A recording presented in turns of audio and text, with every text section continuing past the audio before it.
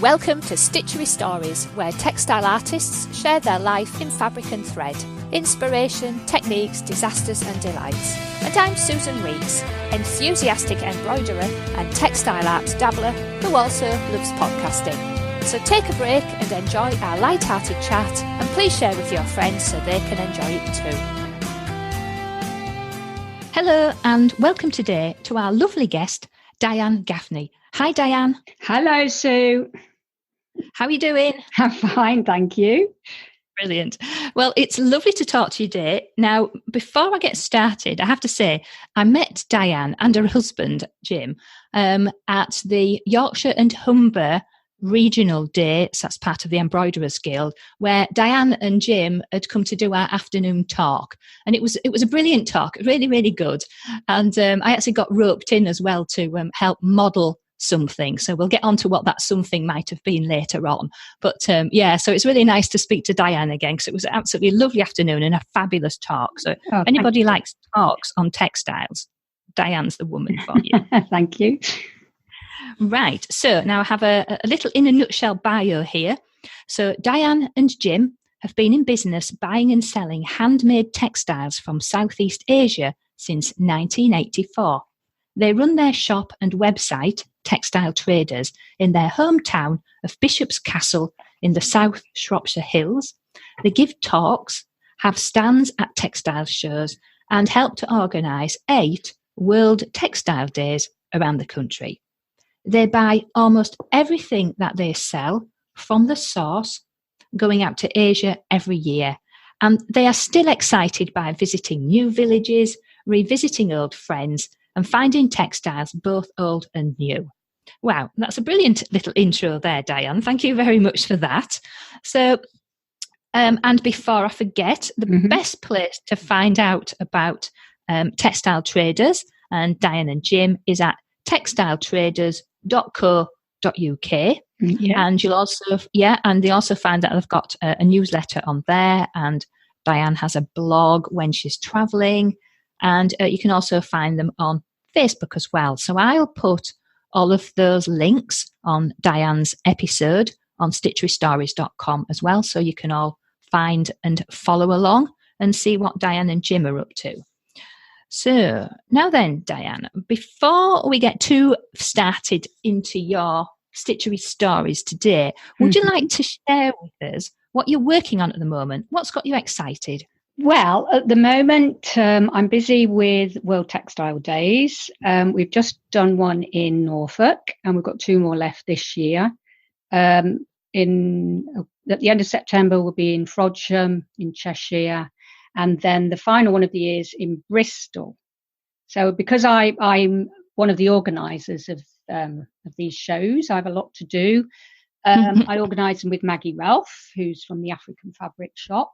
And so we organise it together, and we get other traders a bit like us who are specialists. Yes. And it's a small show, but there are 8 of them now around the country. And I've just booked up all the speakers and the venues for next year. So that's what we've been doing. Wow. Is that relatively new, we've Diane? Been doing, we started in Wales. Yeah. And that's now we're on the 12th one next year. So that's 12 years ago. And they've all come in bit by bit. Started in Wales, then went to Scotland, Norfolk, the South, the West, the East. And we're hoping to go to Northern Ireland next. Right. All right. So you're expanding all the while. So that is a lot of logistics, isn't it? Yes. Booking people and getting stands and stuff organised. Yeah. And I think maybe before we go much further, do you want to just, we've talked about World Textiles. Do you want to just quickly tell everybody exactly what sort of World Textiles we're talking about here? Are you talking about us or the whole World Textile Day? Well, probably both. Well, we specialise, Jim and I, Textile Traders, we specialise in Southeast Asia. So that's basically Indonesia, Thailand are our 2 main sources. But we also go to Laos, Cambodia, Vietnam, Southwest China. We started out in Turkey, actually. So that's our specialism. And then we get together with other people who've got, who've got their own expertise. So Maggie and Bob are African fabric specialists. Then we've got Martin Conlon, who's a China specialist. Susan Briscoe, who has all Japanese fabrics. Mary, who has South American, and so on, like that. So that John Gillow, he has antique textiles from all over the world. So we get together with other, small businesses. Yeah. Now, when you did the talk that I came to in June, what was really interesting was that you were showing some of the traditional clothing made out, that had been woven and embroidered and embellished and all the rest of it. So you do those, don't you? And then, if I remember rightly, there was also fabric to buy as well. Yes. I have a lot of clothes made, so I get unusual fabrics to start with, a lot of tribal and indigo and handmade fabrics, natural dyed, and have them made up into clothes. We also buy the fabrics themselves and make them into patchwork sets for quilters. We sell wood blocks, we sell the tools for making batik. So anything to do with those textile traditions, really. Right. Oh, well, that's brilliant. I hadn't realised you sold, some of the equipment as well. Because obviously you had to bring a van up, didn't you? With you fit so much in a van. So yeah. When you came to do that talk, there was, I think there was 4 or 5 of us got roped in. It was really quite amusing. Got roped in. I'd been asked in the morning, will you help out with the talk? Oh yes, to get dressed up. Yeah. Okay then. So I have to say, I finished up with the most fabulous skirt. I forgot where it came from, but that was from about 5 meters of fabric in it. Yeah. Wow, that was just fabulous. It was all pleated and hand embroidered. Yes, that was from northern Thailand.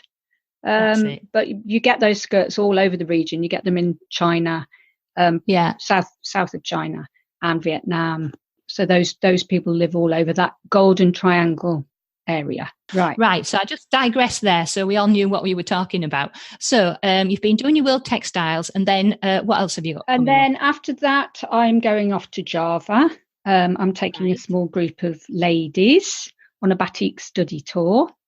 Ooh. I started doing that because I'm involved with the Batik Guild. Right. And I had some friends who said, look, we're all getting a bit older, Diane, and if you don't take us out to Java soon, we're going to get too old for it. So I took a small group of friends out. And I've just done a small group every 2 years, which is great. It's really good fun. Yeah, I should imagine it is.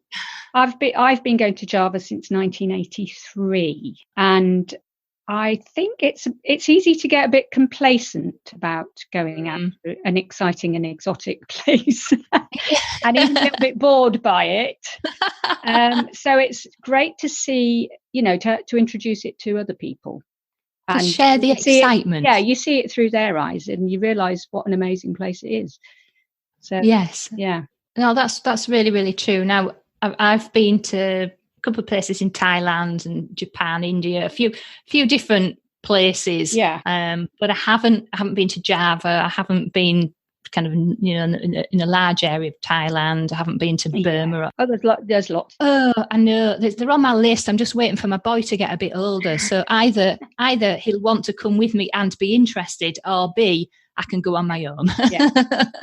Well, we started taking our children when they were babies, and then at a certain point they went, no, we don't want to come anymore. We'd rather stay behind. Yeah. Well, he's very well travelled, but I just thought, teenage boy, 14 and 15, you don't, can you imagine just dragging them around, looking at fabric and temples and stuff?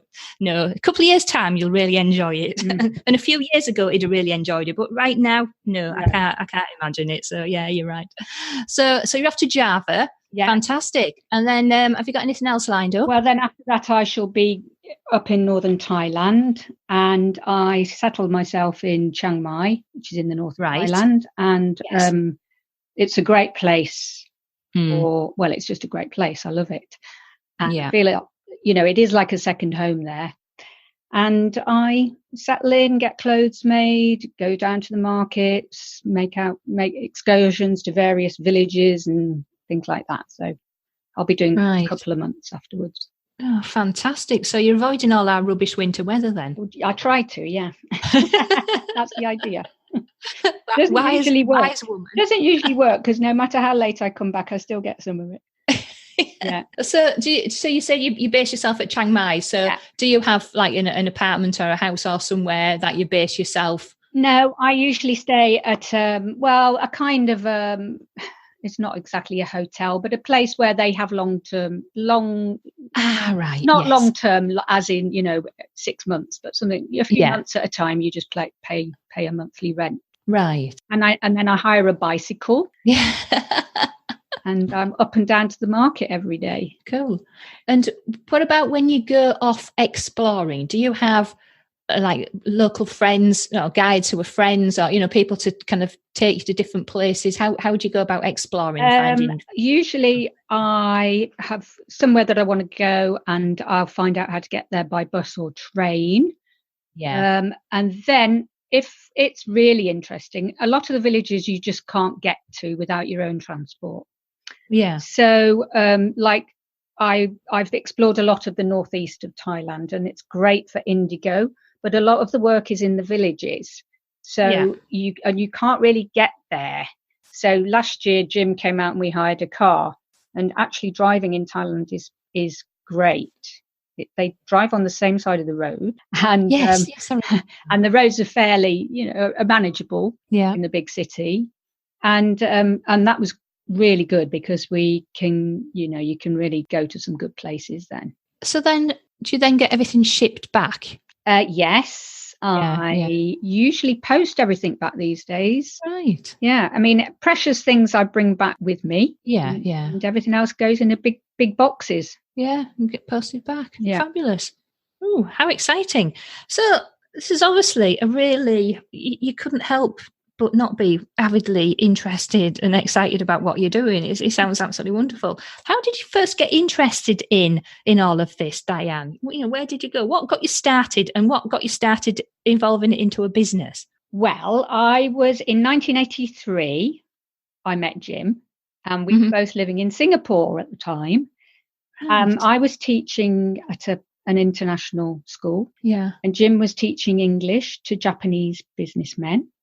Uh-huh. And he'd already done some selling of Indian textiles on market stalls in Yorkshire.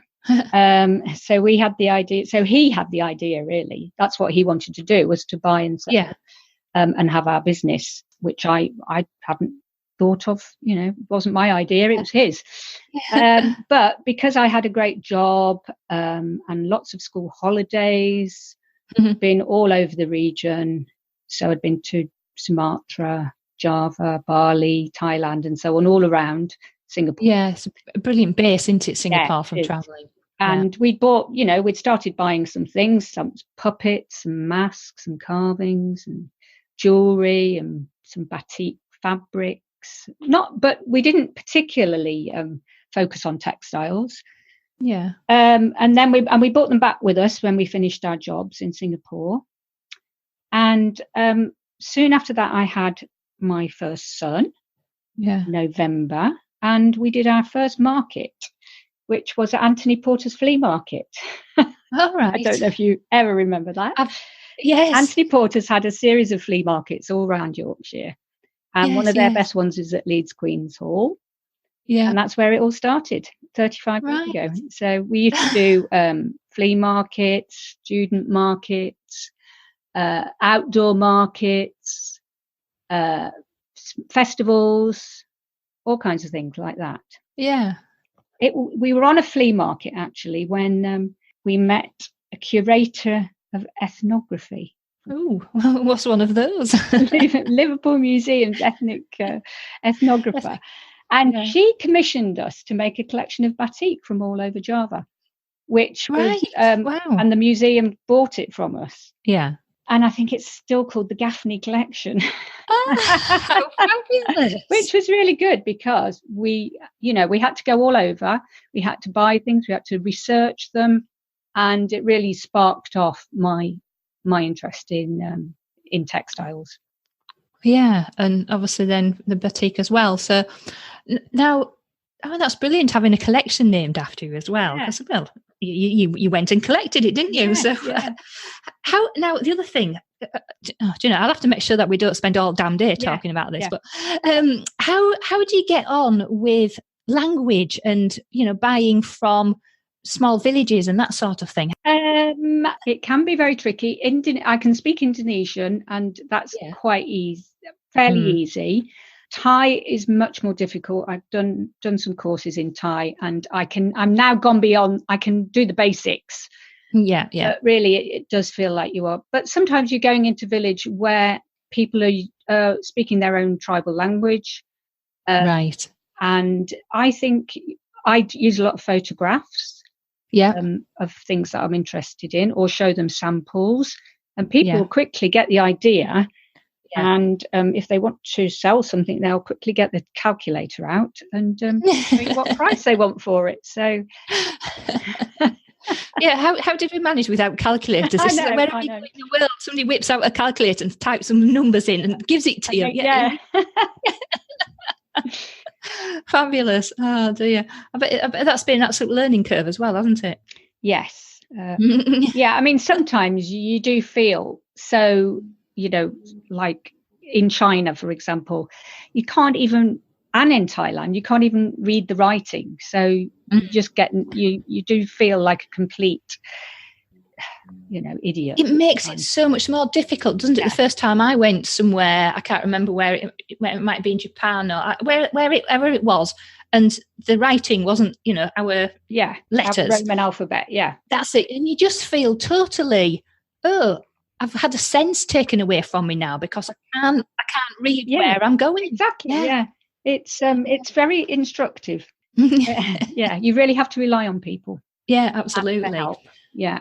Well, that's it. So as you've kind of been touring around, you must have come across quite a lot of inspiring people or places. Is there any that kind of really sticks out in your mind, Diane? Well, I suppose the two main places that I go to are Java and Thailand. So in Java, I've had a friend called Susie for a very long time now. She's a Javanese woman, and she's a bit younger than me, but she's a widow. She's got 4 grown-up sons that she's completely made sure that they're fine. They've all got good jobs. She's just a village woman, but she's got enthusiasm. She's got a can-do attitude. Just if I want something, she helps me to get it. And so, for example, I wanted to take some photographs of a traditional wedding in Java. And I just mentioned that to Susie, and she gets me an invitation, Oh, wow. If I want to go and look at some fabric somewhere, I'm trying to look for it. She's got a motorbike. I get on the back of it and we're off. Oh, wonderful. Yeah. So I just love people like that. And she's a very, very old friend now. Yeah. Wow. You must have met so many people. Yeah. There's another woman up in northeast Thailand, Pilet, who is, she's older than me. She's in her early 80s now. Yeah. But she is also so enthusiastic. She's a weaver. She's a textile artist. She's a designer. She's an indigo champion. And she speaks good English. And again, she's hilarious as well. Yeah. And she just takes me off when I visit. She just, whatever she's doing, I can go along.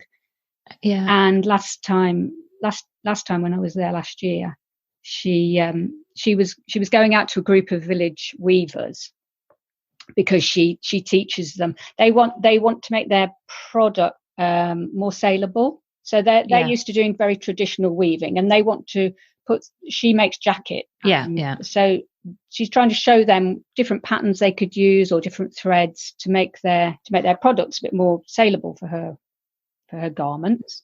Right. Went off and we did a day with them, and they were lovely. And obviously I didn't speak very much Thai, but everything I tried, they just laughed and gave me hugs and thought I was wonderful for even attempting anything. And then they let me try everything. You try winding on bobbins, warping up the loom, whatever they were doing, they just let me have a go at.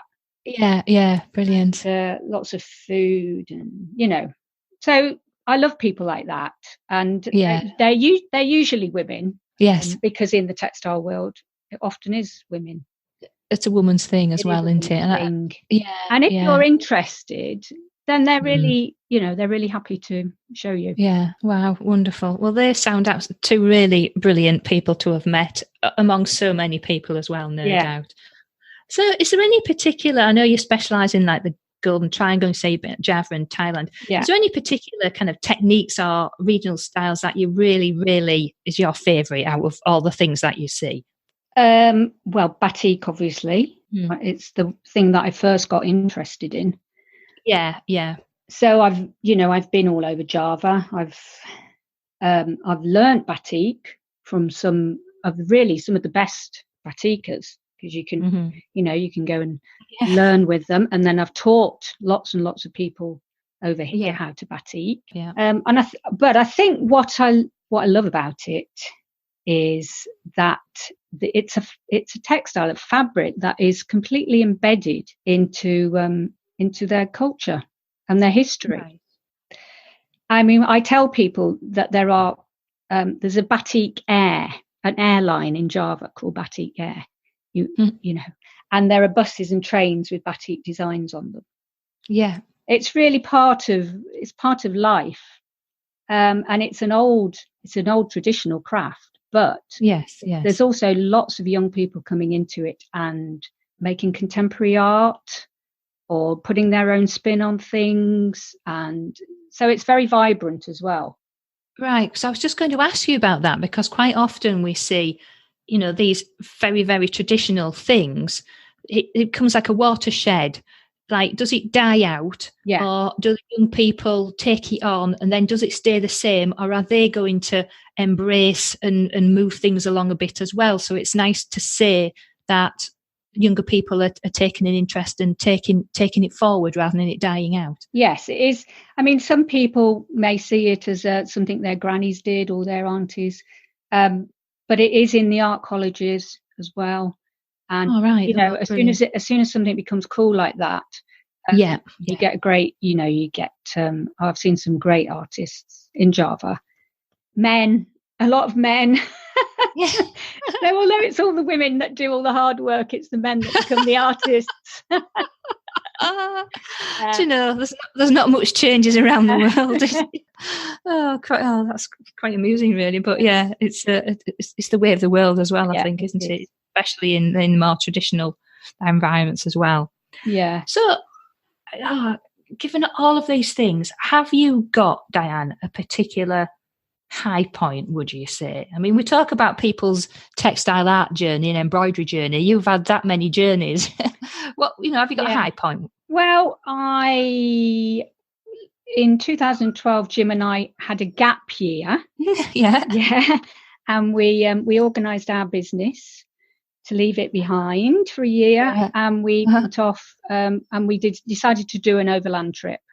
So fabulous. Instead of going by plane, which is of course what we usually do, we went overland all the way to Thailand, and went through through Central Asia.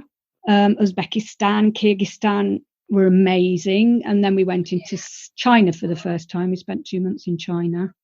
Yeah. And that's when I started up my blog, actually. Yes. And I decided that I would buy a textile in each place that we stopped at on the way. Yeah. So that was a really good way of, I don't know, I had to look for I had to go to some strange places looking for the textile that was going to be kind of was going to represent the area that I was in. Yeah, you're looking for the thing, aren't you? Wow. That they really make there. Yeah. So I bought some, for example, embroideries in the back of a taxi once, because we were in a shared taxi going on a long journey, and this Uzbek woman started bringing out her embroideries from out of her bag. We ended up buying them, and some, tiny village in Guizhou in China, buying some tribal banners, all kinds of things. Bits of costume, anyway, we did eventually get all the way across, and that was a real high point. And did you come back again? I mean, obviously you came back, but did you drive back as well? Or no, we had to fly back at the end of it because we had to take up the reins of our business again. Actually, yeah, brilliant.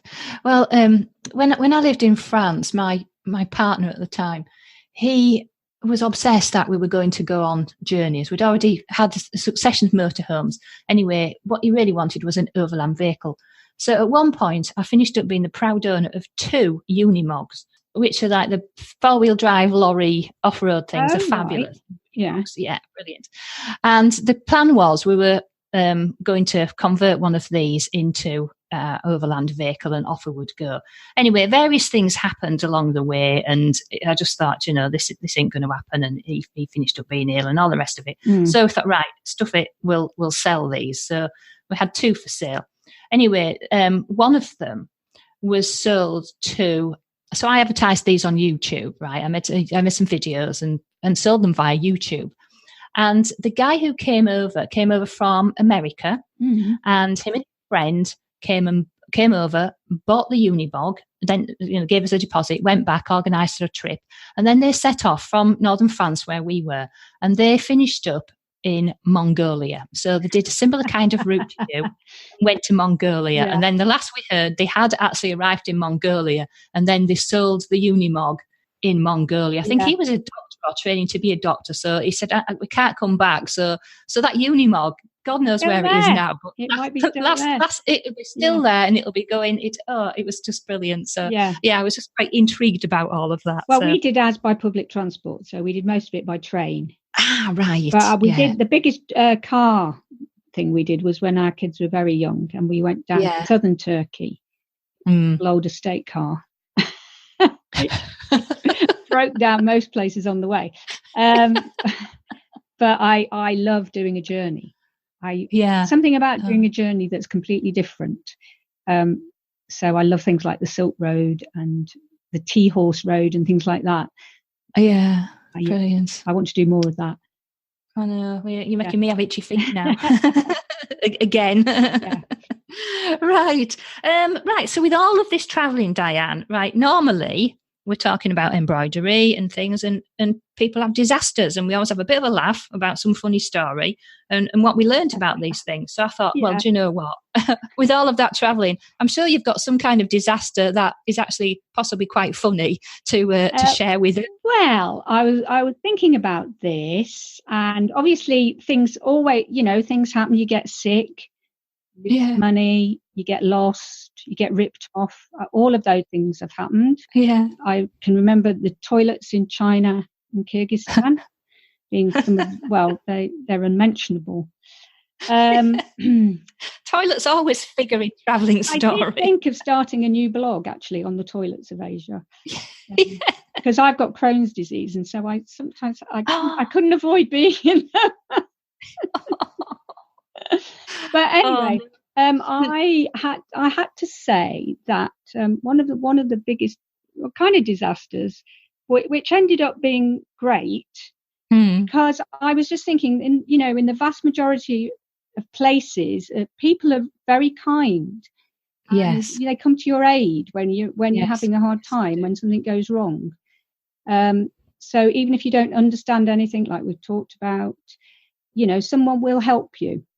And there was one place down in right in the south of China, and we arrived at this place, found a little guest house, and it was market day, and as the night wore on, as the evening wore on, these got louder and louder and louder, and there was drunken men playing cards very loudly, gambling right outside our room. And Jim and I just looked at each other and we went, I'm not staying here.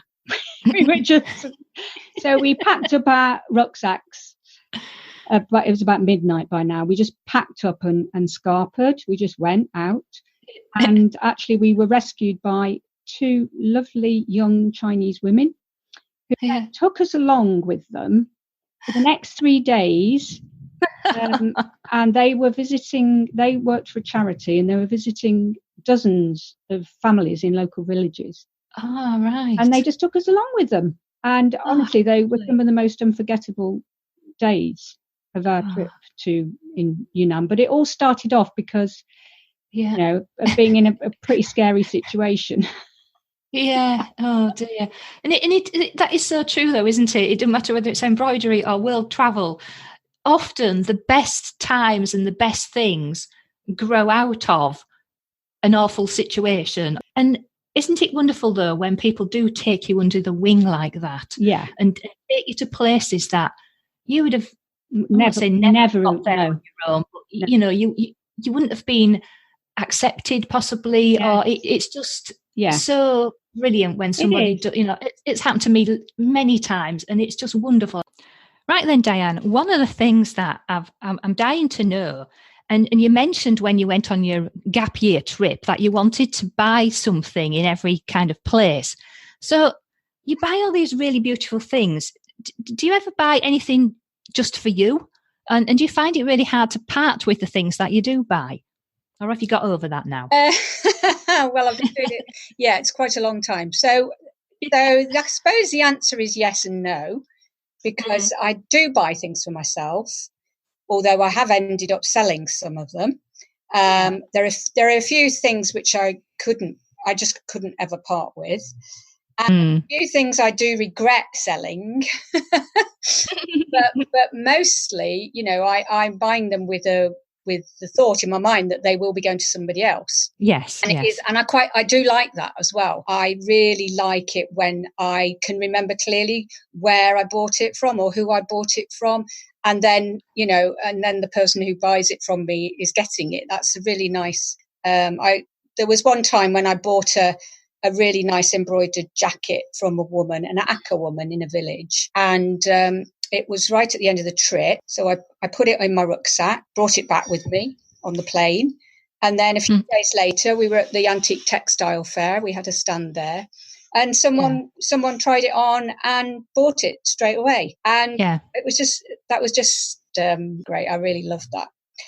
But sometimes, obviously, I buy things which I think are great, and nobody else even looks at them. Yeah, that's a funny thing. You've really got to kind of tune into your buyer, haven't you, really? And, do you have kind of typical buyers? Well, we often have people who are weavers or embroiderers themselves. Yeah. And especially if they've done that technique, they will recognise how difficult it is, or how skilled the people are who've made it. Yeah. So that's good. But there are things that I love, which I know I only love them because I know where they came from. Part of the story, isn't it? I mean, I think when I've bought stuff around the world, it's that story. Back to the story again. It's the story of the person who you met. Yes. When you were buying it, really sticks into your head, and that thing then brings a thing. Oh, I remember that lady, and we did so and so. And I've got a few things like that tucked away, and people would probably look at it and think, "What the hell have you got? What the hell's this all about?" Yeah. Well, you don't know the story behind. Nobody would know for some of these things. So I'm ever so nosy. I was just quite intrigued by that particular one.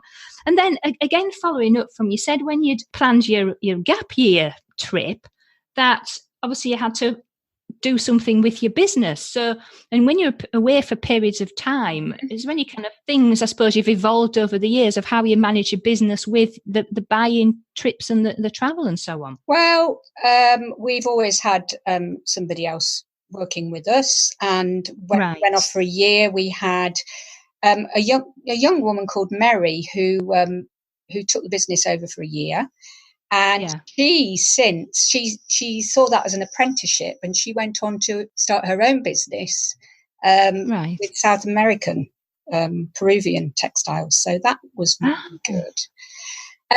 But now we have Ali, who's been with us. She's been with us on and off for years. And so she looks after the website. Because we've got the shop as well. So she's there when we're away. I mean, in the early days, we would, one or other of us would only go and do quite a short buying trip. We'd do 3 or 4 weeks at a time. Yeah. We couldn't afford for us all to go all the time. Yeah. But these days, I tend to go for 2 or 3 months at a time. So and sometimes Jim comes out and sometimes he doesn't, but Ali is so reliable and she has to decipher, because when we're sending boxes of stuff back, she's got to unpack it, work out what things are, how much they're supposed to be, and all that sort of thing. So it's great to have somebody experienced that can do that. Yeah, and that's really the way in which, when we're running our own business, we do have to bite the bullet, don't we, and make that leap and get help. We can't do everything ourselves. And there's been quite a few artists, who I've chatted about with this, and they've all said, well, I had to get an assistant. I didn't know if I could afford it to start off with, but it's really paid off because I have managed to grow and spend time doing the art rather than faffing around with changing my website or Facebook or whatever. Exactly. So, and I think especially with artists, it's really hard to sell your own work. It's much better off having somebody else sing your praises than yourself. So I think we're all like that, aren't we? It definitely is. So that's a really, really good point there, Diane. Thank you for sharing that with us. And really, well, I say this every week. I could sit and talk to you all day, but we don't have time. So I know at the start you were very excited about your trips coming up and your textile days. So I just wondered if you wanted to kind of quickly recap what, your kind of future plans and the best way for people to follow you. Well, get onto our newsletter if you want to know what's coming up. All the dates where we do giving talks or shows are on there. Right. Yeah. Sort of next year we'll be looking for a venue in Northern Ireland for a World Textile Day. We're going to continue. We do shows like Wonderwool in Wales, Woolfest. We've got talks booked up, and we're going to be doing that for at least the next few years. But I can feel another big travel coming on. We said at the end of the last one that we'd do another one in 5 years. Well, we haven't, but I'm thinking in another few years we'll be ready to do another big Asian trip. I'd love to spend time. I used to live in Turkey, and I have a real yen to go and spend time in Istanbul. Right. I want to spend at least 3 months there. I want to go to India. I'd like to see more of China. And Indonesia has got literally, thousands of islands. There's a lot to go at. We'll never run out of places to go in this world. That's brilliant. And on the World Textile Days, are they on your website as well, or are they on a separate website? They are on our website, and they've got their own website called worldtextileday.co.uk. Brilliant. I'll add that link as well. Right. Diane, that's been absolutely wonderful. I've got real itchy feet again now. After being settled down on the East Yorkshire coast again for 7 years, it's making me want to go off, and I can't at the moment.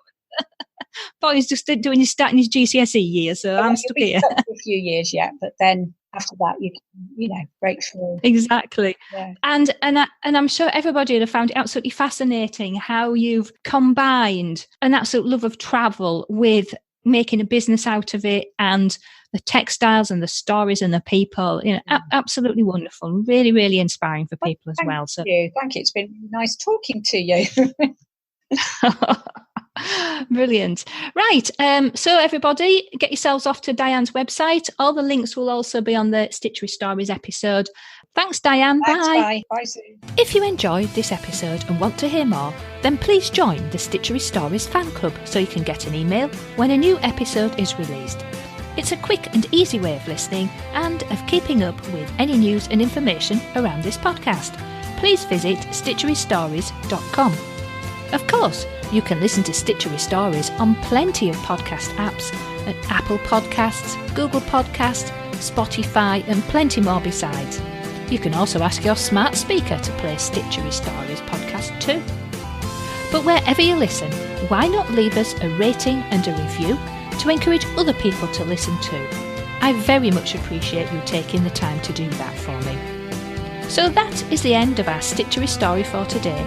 Keep stitching, keep smiling, and keep creating your very own Stitchery Stories.